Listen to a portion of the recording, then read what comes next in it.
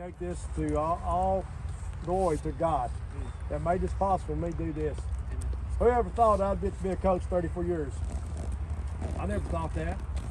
And also in that dedication, I'll dedicate my wife. She endured a lot for me to do this, okay? She don't get to see me during football season. I come home at 7, 8, 9 o'clock at night, game nights 10, 11, weekends scouting, up here doing something up here. Dedicate that to my wife, 2 daughters, and my son Maverick, okay? Sure. This has been a special journey for me to be able to do this. 35 years ago, somebody said, what are you going to be doing? You know, I love to coach football. I was born to coach football. I made my high school coach promise that I want to coach football, be like him.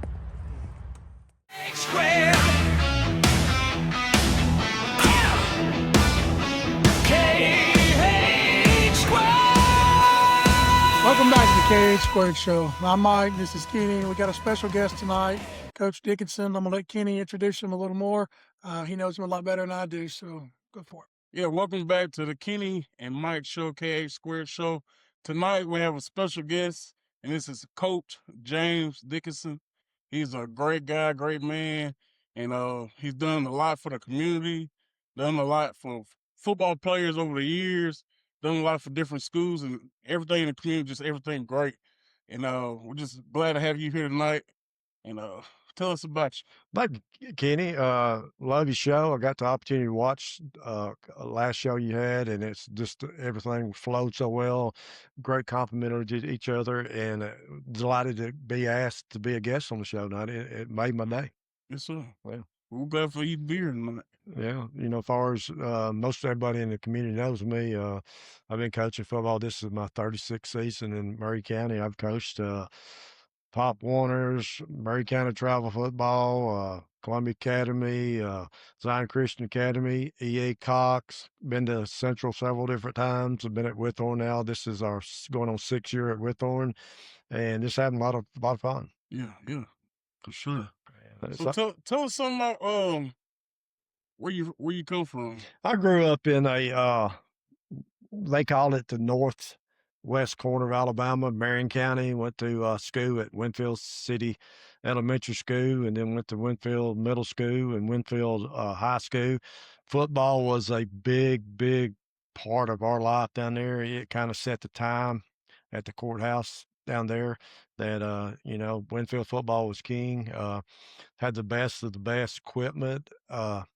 We had a double-decker gym plus a old gym, and so we had the old gym. We did our workouts in. They'd go in there, crank the heat up to about 90 in the wintertime, and rode out to wrestling match. And buddy, you made it through them workouts in a day. You was a rare bird, and I loved all the coaches I had, and I can remember every one of them, and I've been out of school since 1977. And my junior high coach was Don May. He's 97, 98 years old right now, and he's still alive. And every time I get down to hometown, I try to stop by and see Coach May and his wife and the special folks.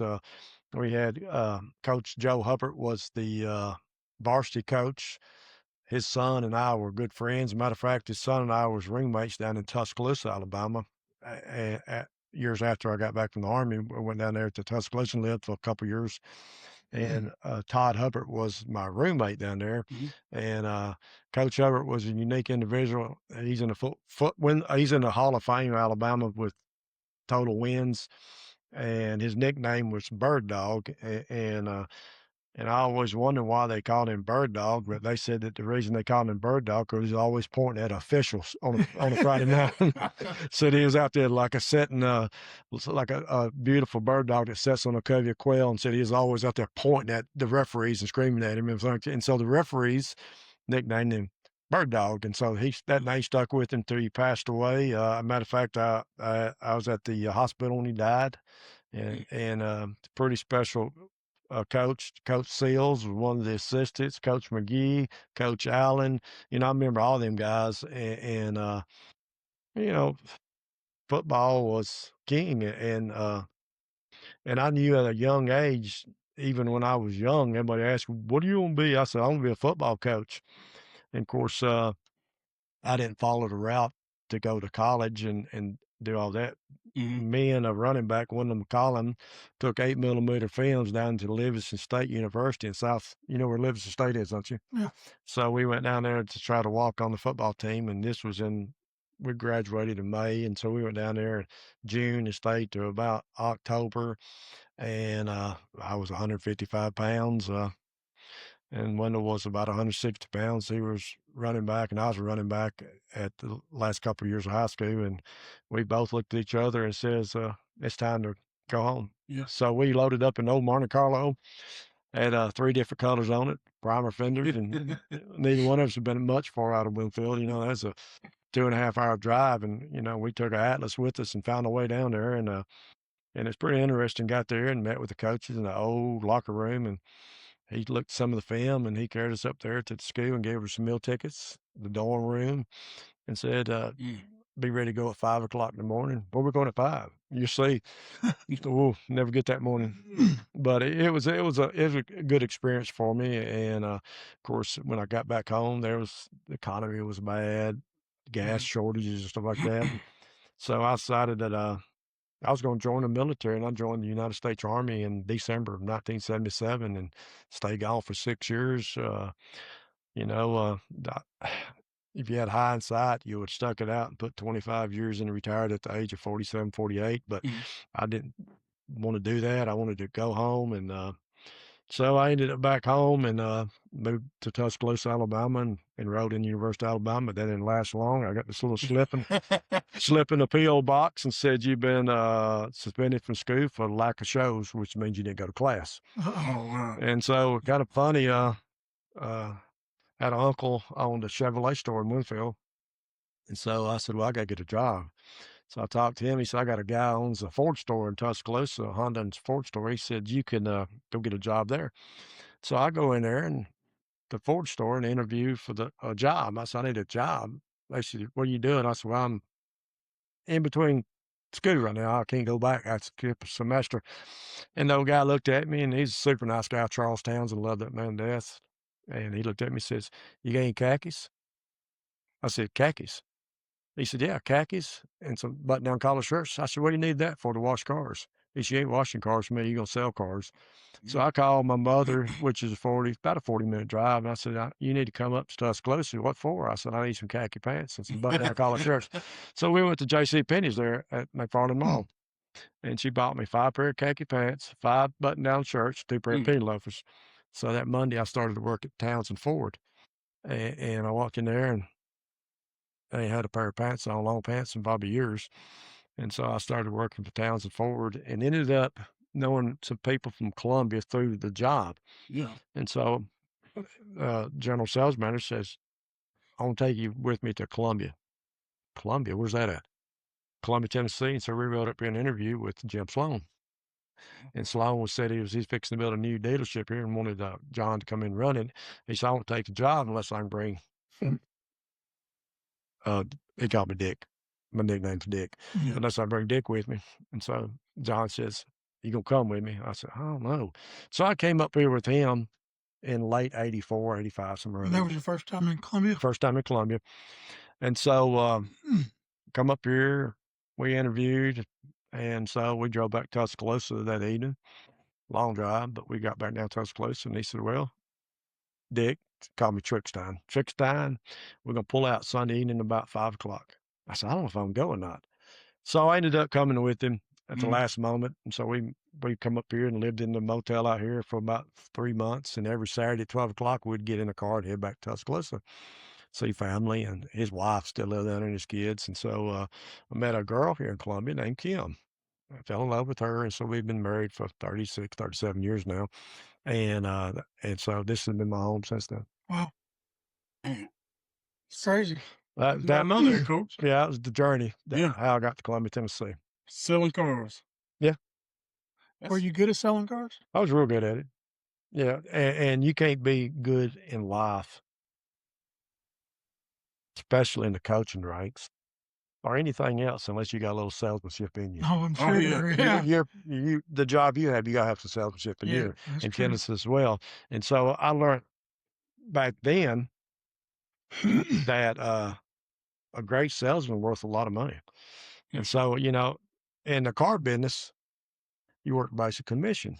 I raised wife and 3 kids working commission paid job for most all my life. Man. And I didn't get rich though, but I was able to pay my bills and knew a lot of good stuff, you know. And so, but I always had that burning desire, and even in the military, everywhere you traveled, I always traveled with a duffel bag, OD duffel bag, and you know what's hanging on my duffel bag all the time? A pair of baseball cleats, basketball shoes, a baseball glove, and 2 to 3 footballs in that bag. And everywhere you went, you had to go to headquarters, and you walk in there, and they're gonna sign you to a certain company, anything like that. And I always thought, and somebody everywhere, I said, "Hey, them baseball shoes? Mm-hmm. You play baseball? Mm-hmm. Really? We'll get you signed in. You need to join a team." And then the guy there said, "What about football?" "Yeah, I love football." And so, believe it or not, each community I went to in the military, you had post baseball, post basketball, post football, and you had it all. And so, my first duty station, I just been out of school for just a short time, and then I had a little college experience, stuff like that. And so I became a instant star on the football team and baseball team. And, you know, can you play volleyball? Yeah. Yeah. You're an athlete, you can play it all. Yeah. And so, you That's know, right. I became a instant hit with all the sporting programs because I was in great shape and I lived for sports. And so everywhere I went from post to post to post, I was involved in post football and all that stuff like that. And eventually I was player slash coach, and we was in Germany in a user, called user ID. And each location, whether it be Wildflick and Mannheim, Frankfurt, anyone like that, they all had football teams. And every Saturday, you traveled by Volkswagen buses to each location and played that game on Saturday. At the end of the season, it come to a championship thing. And for 2 years in a row, we was runners up, user ID champions, and always a bigger post beat us. But it was always, and I was coaching the last 2 years plus playing. And I played quarterback, you know, and I was calling the plays, trying to get players and everything like that. And I would go down to the NCO club, officer club, before season like I do now at the cafeteria. Yeah. I go there and recruit players. and I'm looking for the line guys. I'm looking for big guys. Hey, you ever play football before? Yeah, I love football. Hey, we got workouts this season up at the rec center on base here. Show up. And next thing I know, I'd build a football team before season got there, and I'd go recruit all these guys. Yeah. You know, A salesman. yeah, that's exactly what it is. You're selling. And it was a blast to play that. And we had so much good times with it. And even before football, baseball, we traveled around Europe and played baseball, you know, and then in the wintertime, we'd play basketball. We'd travel around and play basketball. That's awesome. And if you was real good, the good thing about it, if you was good, you get that first sergeant calling your office, says, "Y'all gonna win tonight this evening?" "Yeah, we're gonna win." He said, "I'll tell you what, who do you want SD'd? Special duty, exemptions," and you give them a list, and they would send that to the headquarters office, and they would all be exempt from any kind of extra duties. Like every evening, Just so they could play ball. yeah, every evening at 4:00, they all had to be at the practice field. Yeah. I had to be in the gym. And so, you know, we compile 30 to 35 guys, and that's what we did. And so I was getting my fix of football, baseball, basketball. And when I got out of the military, I went to work in Tuscaloosa for the big Ford store and Honda store. And so with those sports eating at you, you want to get involved. And so guess what we got involved in down there? Me and slow pitch softball. And so we was tied to University of Alabama before NCAA got regulated. Oh, wow. And so we was supplying 15 to 20 rental cars to the football team. And the owner of the store would come down and made me the rental manager plus salesperson. He says, "All right, Trick's down. Yeah. Vince Sutton from University of Alabama quarterback, or Walter Lewis coming down here Friday. you're gonna fill out one of these rental tickets. If they don't wreck the car and they turn it back in Monday, tear the tickets up. It never happened. So I was renting out 18, 20 cars for football players. By doing that, I've become buddies with the University of Alabama football players, and they invite me in over to the dorms. They invite me over to eat dinner with them at the Morrison Tile cafeteria that set up football team, and I got to be involved in University of Alabama. And then when the home games, hey, you need some tickets to the game. What do you mean?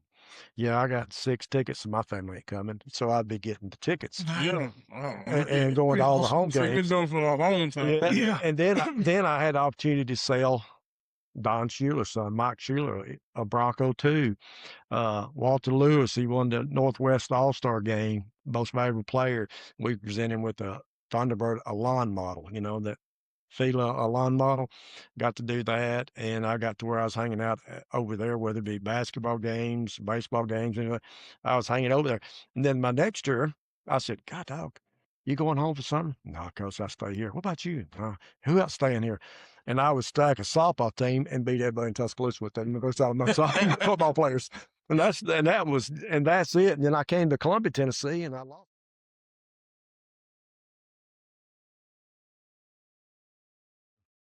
Had the opportunity to get into Pop Warner, Coach Pop Warner, a couple years with the young kids. Mm-hmm. Then I had the opportunity to lead that league and go into Emmanuel Young's league, Mid-State Bulldogs. Mm-hmm. And so my first year, they called me up and said, hey, we want you to coach the Division I. I said, what is Division I? He said, 5, 6-year-olds. I said, tackle? Yeah. We do 80 yards instead of 100. And he says, well, if you want to see some of that action, go up to Nashville. I went to Police Academy in Nashville and watched the Saturday night game. I said, wow, pretty amazing. So the first team I took, I had some pick coaches. Kevin Marcus was one of my coaches, great guy. You know Kevin, Matthew's daddy, and a few of them guys. And so that first year, we went undefeated and won the Mid-South State. Oh, wow. First year. Really? And so I never looked back since then. I've coached something ever since then, and I stayed in that league for a while. And then we started our own league, Duck River League, and we played. I coached Division II 2 years, Division III 3 years, and I was coaching junior high. And I was at CA then, coaching football. I was at CA, so I was coaching the young kids, the junior high team, and helping varsity on Fridays. And so I was eat up with football. And out of 6 years, we got all the trophies upstairs at Columbia in the rotundum, and I carried some people up this Saturday because I went and watched my grandsons play basketball. I went up there and we won 6 championships in a row. Went 43-2. And then I left. And then I left there, and E.A. Cox gave me a job out there at E.A. Cox Junior High. I was strictly junior high there, and I coached junior high there. And then the next year, I got a visit from Vance Blue and asked me would I want to come to Central and coach football. And I came to Central, and we won a state championship in 2010. Well, that's when he was in school? Yeah, great guy. And we had a team full of what I call awesome young men. They love practice. They love the process. They're coachable guys. And so we had a lot of success there. And then Kenneth graduated and went on. And then I stayed there with Vance. Vance resigned and retired basically. And then Coach Stone became the head coach. Mm-hmm. And so I was coaching a lot of the JV stuff and freshman stuff then. And Coach Stone said, I want you to stay up here at varsity full time. So I ended up staying varsity full time and stayed with Coach Stone approximately 3 years. And then CA, my son graduated Maverick. And so CA had some people reach out to him and say, Coach, would you ever consider coming back to CA? So I don't know. Well, they said, we got a new coach over here that's like to talk to you. And so I said, I'll give anybody the benefit of the doubt. And so I went and talked to Coach Charlie Lansdale, a great guy, still a good friend of mine. He lives down in Florence now. We talked a couple of times in the evening time, and I wouldn't give my answer. This was in early July. I said, let me think about it. And well, I skipped a portion, but I ain't gonna go back and cover it. But anyway, I decided that I was gonna make the move. My son wasn't there, and all them what I call super good dudes who done graduated and stuff like that. And I love Coach Stone to death, and we still good friends too. But Coach Stone looked at me and said, "I'm fixing to leave you, coach." And he said, "Oh, don't do that." And so we had long conversations. We had other people come in and talk to me about it. I made my mind up, and I went to Columbia Academy. Mhm. And a lot of them kids at Columbia Academy was going to be in the 11th to 12th grade, which I coached in the youth leagues. Mhm. And I knew their special group of kids. So my first year back at CA, we went 10 wins and no losses. Went to semifinals of the state championships. Dang. Then That's pretty good. Then the next year we won 9 games, lost 1. And I didn't stay in there 6 years. And then Central folks started calling me again, and it's time, you know. And so I segued back from there to Central, back to Central with Coach Hoth. Mhm. And Coach Hoth wanted me to come back, and he said, if I'll come back, we're going to have 4 people from that state championship run, 4 coaches. And that would have been John Moore, Coach Hoth, Coach Duncan, and myself. That had been 4 coaches that was on that run. So I went back, stayed a couple of years, and then I got a call from a friend out of Zion Christian Academy. Can you meet and talk with us? So I said, yeah, I'll talk. So I went up there and met about nine guys from Zion out in the auditorium. They asked me questions, and you know how people are when they ask Oh, yeah. questions.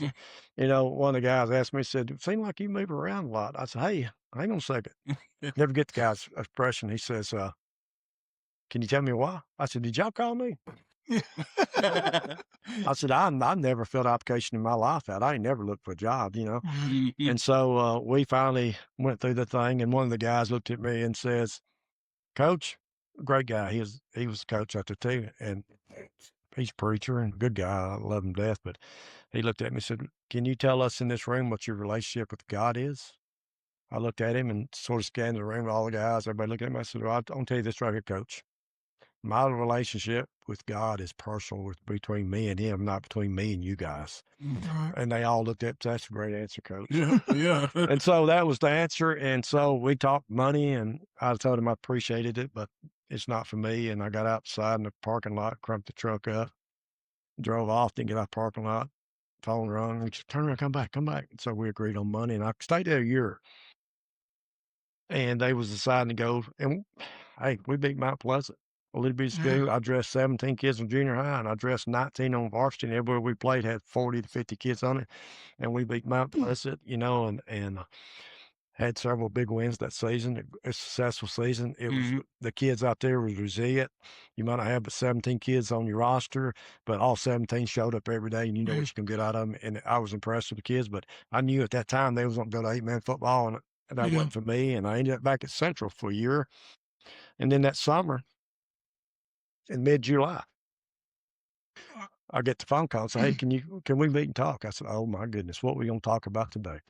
So I met with them, and they all said, "We need to fix Columbia Central football." I said, "I'm up there. We're working on it." "No, you understand. We're going to fix Columbia Central by you taking the job at Withorn Middle School." I looked at him real funny. I said, "I'm not taking that job." Mhm. So here's out. So I listened to him, everything out. And this is the true story. I'm telling you.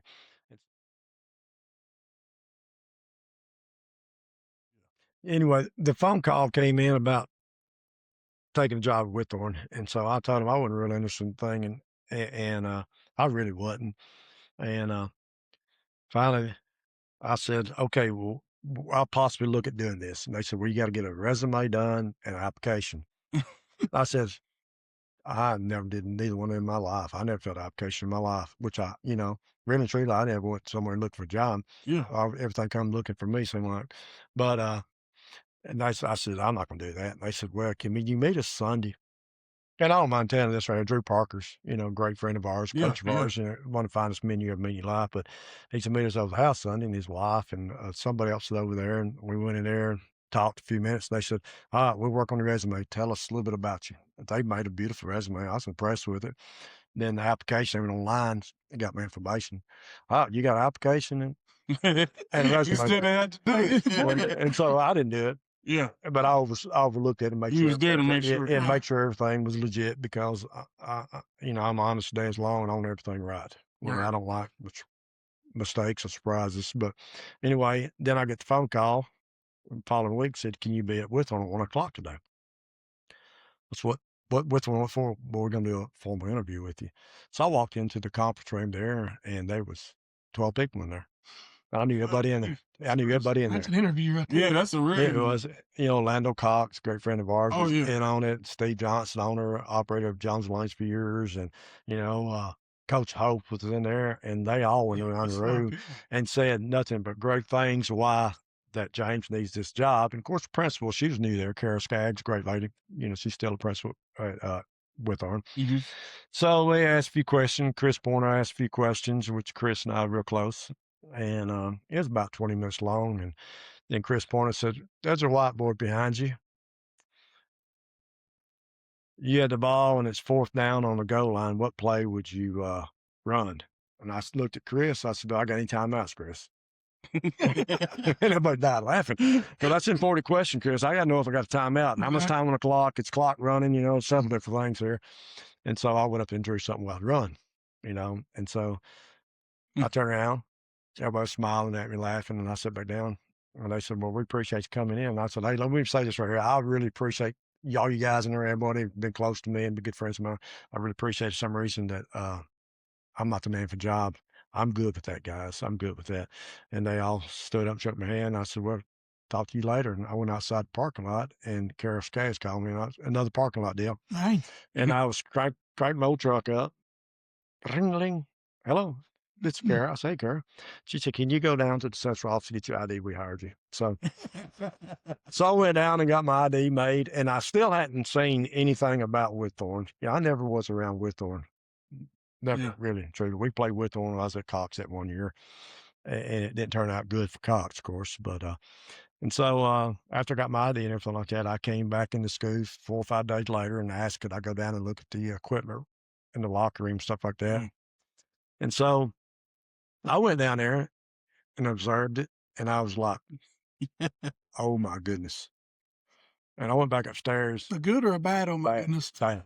It's bad. And, Kenneth knows it's bad. Yeah. It really is bad. The school's great. Kids are resilient kids, But I went back up and told Miss Skaggs, Kara Skaggs, that I wouldn't have took the job if I got to go down and look at that.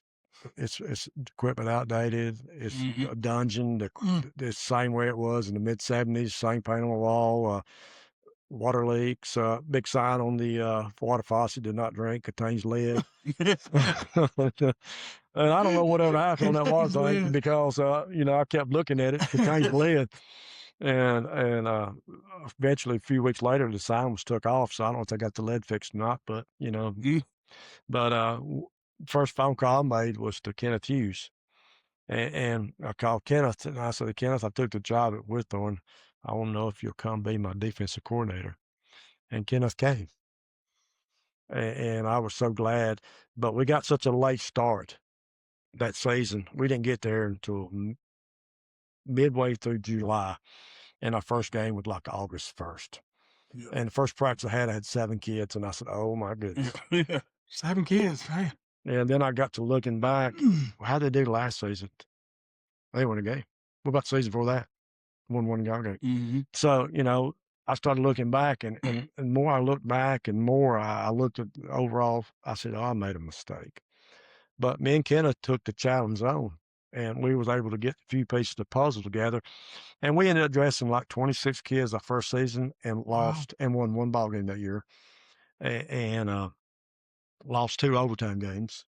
And we won 1 ball game. And season was over, and some people think I'm mean. After the season was over, I had parents wanting to meet with me about a banquet. You remember this? Yeah. And I looked at 3 mamas sitting there. I said, "Banquet? You realize we won 1 ball game? We don't celebrate with 1 win. We won't never have a banquet." So a few days later, I get summons up to the principal, and I had to explain that to her. And she said, "You're the head football coach." And I do admit to Kara Skaggs. She looks at me and said, "You know what you're doing, coach." And so we struggled through that first season. Second season come around. It was a little bit better. Yeah. A little bit better. We had more numbers, and numbers started getting a little bigger. And then the third season come by, and we had 48, 50 kids, and we went 9-0, won the championship. Season after that, we lose one regular season game to Mount Pleasant, and they were super good. And then they beat us in the championship game. And then the following season after that, we won the first place trophy in Marion County. We are the champions. We are the champions. Time for losers, 'cause we are the champions of the world. We segue through our career there, and we was able to add a lot of pieces of puzzle to it. We added Coach Parker, Drew Parker, Bear Financial. We added Bo Holloway, Josh Holloway's son. We added my son, Maverick Dickinson, Dallas Workman, Jimmy Ford. And so we got a real solid coaching staff now, and we all do it for the right reason. It's never the money, because you're never going to get rich coaching football. You know, sometimes I sit around and break it down. It's like 15 cents an hour. But we survived it, and we're looking forward to this next coming season. And you put a lot of work into it, time and work. People don't realize how much time. They really don't. I mean, this man every Sunday is buying supplies to clean. Oh, I bet. Because the janitor's not doing the job, so he makes sure he getting it done. I spend 2 to 4 hours in the locker room every Sunday eating, cleaning the toilets, sweeping the floors. And I got a system down. I get a back blower now, and I can take one end and blow everything in and sweep it all up. Oh, that's nice. Yeah, I can take the water hose down to the floors, just concrete floors, and pine soil them and get it smelling good. And the kids come in there and man, it smells good in here, Coach. But, you know, every once in a while, these kids, you know, we still got the urinals, what I had in the 70s. The troughs. Yeah, the troughs. And then the toilets back there, you got 3 with no dividers, and the kids come up to you, I can't use the bathroom in there, Coach. How bad you got to use it, son?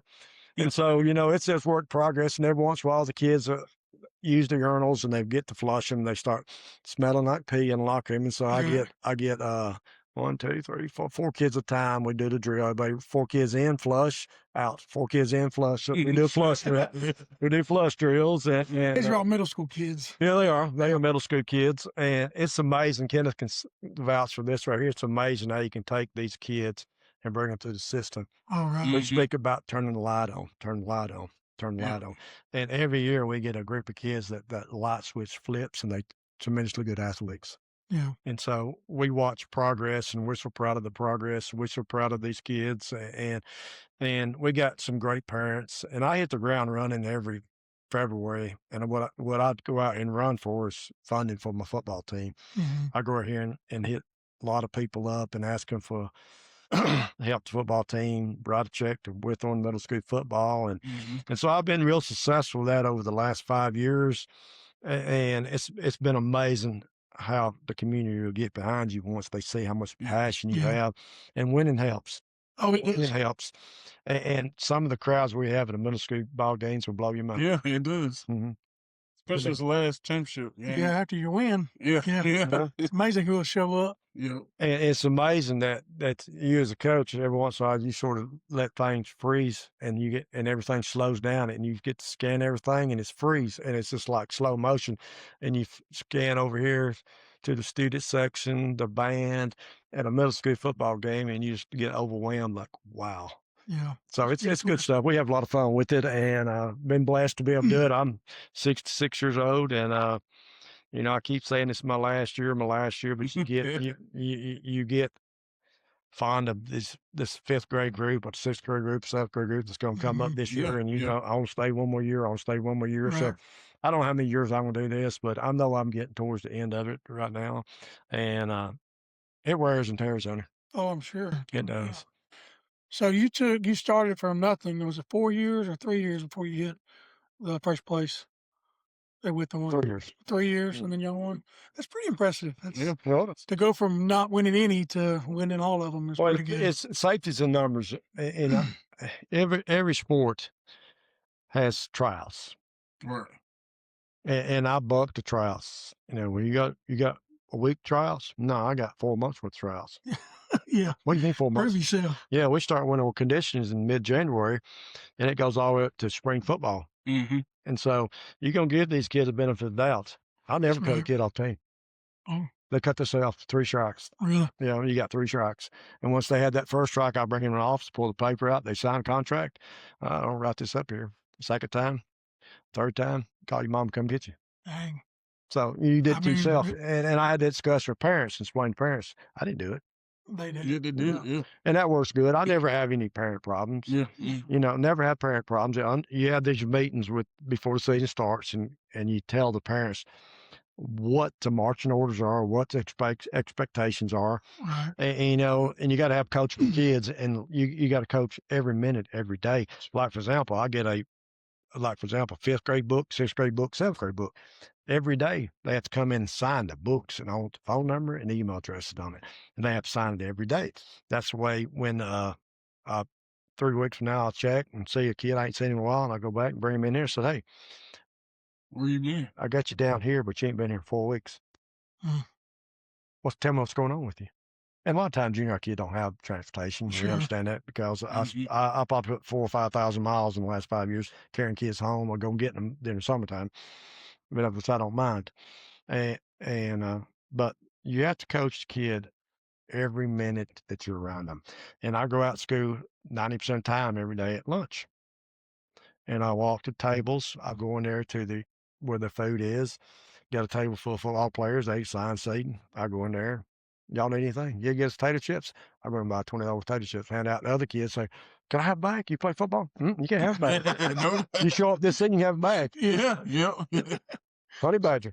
Yeah. That's right. I mean, it'll work. They love them. But the good thing about that, though, is it teaches them one, discipline and accountability.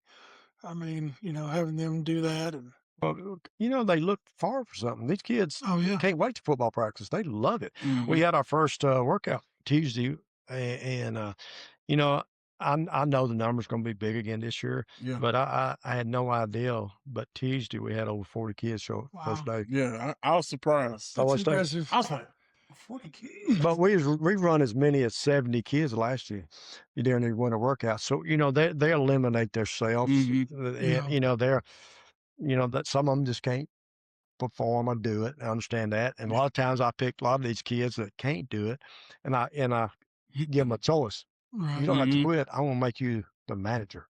Yeah. And so I always make me 3 or 4 kids managers every year, and they have a blast. Oh, And they yeah. get a ring too. They get swag too. They get all the stuff. I'll make sure everybody gets that right there. Yeah. And so I've always been this big swag man, and that the kids got to be walking billboards for you know. Oh, for sure. You know, it's all out in the community saying Withorn Middle School football shirts and stuff like that. So, you know, we do that, and we give the kid each day a special award for the 2 best workout guys and make the other kids work hard for it.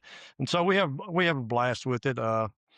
And it's been fun. It has. I know he talks a lot about it and looks forward to it and excited about the next year quite a bit. But I know we could talk football all day. Oh yeah. You know, and you've done a lot. I mean, from back when you was in Alabama up to Tennessee. But what's the hardest part about being a coach, in your opinion? To me, Yeah. the hardest part about being a coach, there's no hard to it. It's if you coaching, you better love it. Right. Because if you don't love it, you're in the wrong profession. And we love it. And I'm no different for the kids. I can't wait to get out there and read them myself. And my wife tells me, she tells her friends that she's a widow during football season because she never sees me. And then she says, when football season ends from November till we start back up, she said, I can't wait till football starts back up. You're cranky and you're depressed all the time. So, you know, honey, I can't wait for it either. So, you know, it's part of my genes. I mean, it's just one of the things that I'm uncomfortable when I'm not doing it. Well, I'm sure that's what makes you a good coach. That's what I hear. Great one. And you won the coach of the year, is that right? Yeah, sure did. Jefferson gives out a coach of the year, and so they sent me an email and said, congratulations, Coach Dickinson, you are a Jefferson coach of the year in Murray County. Oh, that's pretty cool. It was. Deserving, real deserving. Yeah, it's pretty doggone special that, you know, that you get that. Because, you know, don't mind telling you this right here, we never get the kudos we deserve in this. Oh, sure. Yeah. You know, we get it by looking at the kid, and the kid looks at you and you cheer them out, and they're crying. Next thing you're crying, and that kid looks up and says, "I love you, coach. I love you too, son." And so that's rewards that we get, Yeah, that's a stuff like great that. feeling. Yeah. Yeah. Every once in a while, you get that knucklehead that Yeah. yeah, that's but I give them a second chance most 9 out of 10 times. Yeah, go ahead and throw your helmet down, throw that fit, walk over there, and you're gonna have to sell me. I'm a salesman. Sell me while I'll let you back on the team. And so. Right. Mm-hmm. And so, Kenneth and I, I want the kid to look at me in the eyes. A lot of kids don't look at people in the eyes, want to look around and try to talk to you. I make them look at me in the eyes. Look at me in the eyes. Get up and shake. I want to shake every coach's hand before you go home. I want the kids to shake coach's hand. Yeah. And I want the coaches to have that bond with every kid out there. We don't have our kids as coach staff. We don't have kids that we show favoritism to. I treat the worst player on the team just like I did the best player on the team. Yeah. And so And that's the best thing about you, coach. it is. You really do love the kids, and even when like we can leave a Withorn game, middle school game, and go up to a high school game just to see the other guys, Mm-hmm. they come running over to see coach. Well, That's Hey, good coach, for how you doing? What you been they doing? come, not one or two, but everybody that played for us come running over there and want to Yeah. hug and shake hands, stuff like that. Went to the Central Workouts today. They got their winter conditioning program too, and I walked in there and it kind of like broke the barrier for a few minutes because everyone of them left their rep station to come on. Yeah. And all the little coaches were laughing. They said, "Them boys love you." I said, "I love these cats." Oh yeah. And so they all spend time talking to you. That's pretty awesome. That's It how is. you do it. It is. Kenny, do you have anything else? Oh man, I'm just glad you can be here and tell your story. Oh, yes, I'm Let honored to people be here. know where you came from and how'd you get here and what you do for the community and how much you give back. Oh, yeah. I've been the poorest kid before. And I understand these kids, and we buy food for these kids. We buy groceries for these kids. We give kids rides home and everything like that. And so, I've been the poor kid growing up. We was poor, and football was a savior for me. It really was. Football family is nothing like it. I was put on a train at the age of 5 years old to with my mother, real mother. And we got off the train in Birmingham, Alabama, took a little train from Birmingham to Winfield. Back when trains were big in the 60s. And so we was at my aunt and uncle's. I've never met them for my life, her sister and brother-in-law. And so she told me that we was down there about a week. And so, I was 5 years old. She told me she'd come back and get me in 3 months. Never seen her since then. Lived with my aunt and uncle.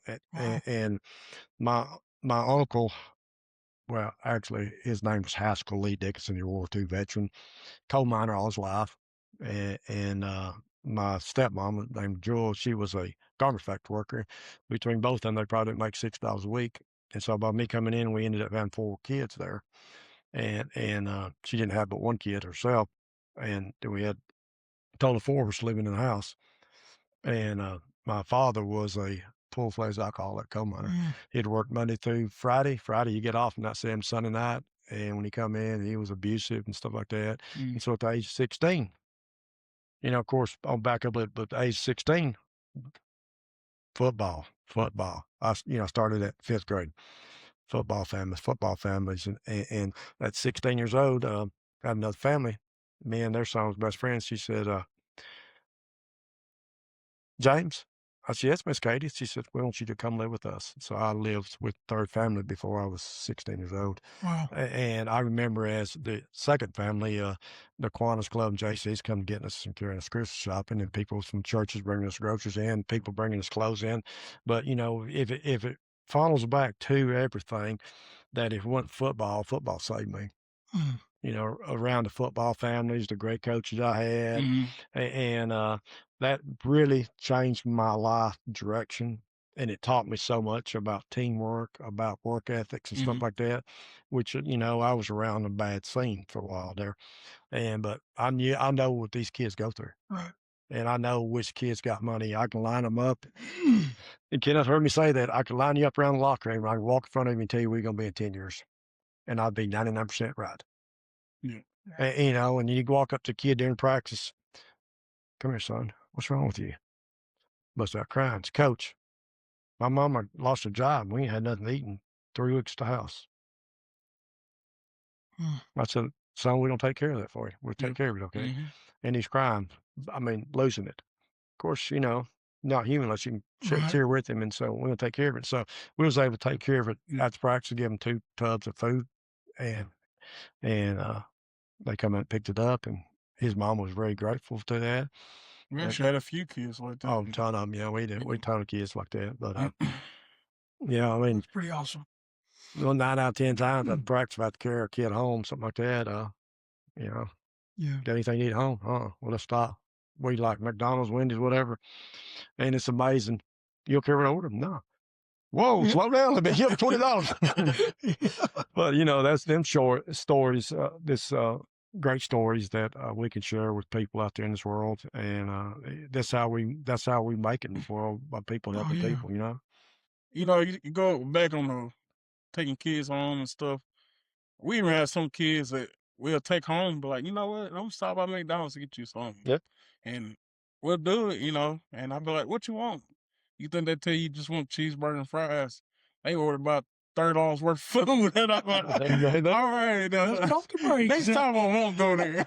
I took a kid home 2 years back and pulled in his driveway, and the lights was out, and it's almost dark, and old dog barking over there, and I looked and I said, God, dog, when's the last time that dog ate? He said, Mama gets paid Friday. We ain't been dog food. I said, hop back in. And so we went up to grocery store and bought a 50-pound bag of dog food, and I said, feed the dog, you know. So that's pretty awesome. yeah, so you know, and the kids remember that forever. Oh, well, for sure. No, they. Yeah, that's what makes a difference. I know, and you know, I could sit there and tell story after story, but I'll never forget that one evening somebody drove up, and I looked up across there, and I said, "Who is this guy?" And he gets out of the car, and I recognize him. I said, "That dude played football for us at Central." I opened the door and said, "What's up, buddy?" He said, "Come here, coach." I said, "What you got?" He said, "Come here." And so I went out there, and he opened the back seat of the car, and he said, "I just left the hospital with my baby. This is my wife. This is the coach, the only coach ever cared about me and believed in me." And so I was the first person to see his little baby. And so, you know, That's pretty awesome. it is. It's great stories. I can tell them all night long about stuff like that, but it's Money ain't important when you can tell stories like that. no, it's not. It's not. Making a difference in kids' lives. That's what we do, Ken. Yep, that's what we do. Yep. We don't do it. And that's what I learned from you. Being with you, coaching with you, it made me realize that these kids is what's important. Football is important, but being with them, giving them a structure of life, and just teaching them different things of life, how you can do it with football, dealing with it, it just make it more meaningful being there. Well, the old philosophy is the kids will not respond till they see how much you care about them. Once they see how much you care about that young man, that's when the light comes on. That's when the hustle comes on. That's when the work ethic comes on, and you know you're winning when that happens. And then, of course, you got to have a great wife that supports you through all this, right? Because, you know, my wife is pretty doggone special to allow me to do what I've done over the years. And so, hats off to her, love her to death. And, of course, I raised 3 kids myself. And I always get to, you know what today is, Dad? No, what? She says. I said, oh, yeah, it's game day. She said, it's my birthday. you know, Dad, I got a soccer game tonight. Yeah, we got a JV game. I won't be able to come to it. You never come to my games. Or Dad, I got a softball game. We got spring football going on. So, you know, I had to juggle everything around all that. But they still throw it up to me every once in a while. Football. So it's been a great run. I tell you what, loved it. Yeah, I think we're pretty lucky. We all 3 got some good women that deal with us. And really. Kendall's got a great one too. Yeah, she's kind of mean to me sometimes, but she's a good one. I'm just teasing. Behind every good man, there's a greater wife. That's right. I promise you that. Never truer words for sure. Well, Coach, man, I really appreciate you coming on the show. I know I've enjoyed it. Yeah, we could probably do 10 segments. we could. You know, you telling story after story, but thank you. From what Kenneth says about you, you can't say nothing bad about you. I appreciate It's that. all good stuff. We know that you're making a huge impact on these kids here in Columbia area, with Thorn boys especially. I know they look up to you. You're definitely making a difference in this world. And I mean, we need 1,000 more of you men to be like that. So thank you very much. If there's anybody watching that wants to help out with Thorn Middle School Football Association, you can email us, reach out to Kenny or Coach Dickinson, if anybody that wants to help them out, because I know they could use it. Kenny, do you have anything else? I'm just glad for you to be here and be a part of the show. Love you, brother. Yes, sir. Love you. This is the KH Squared Show. Thank you for tuning in. We'll see you next time.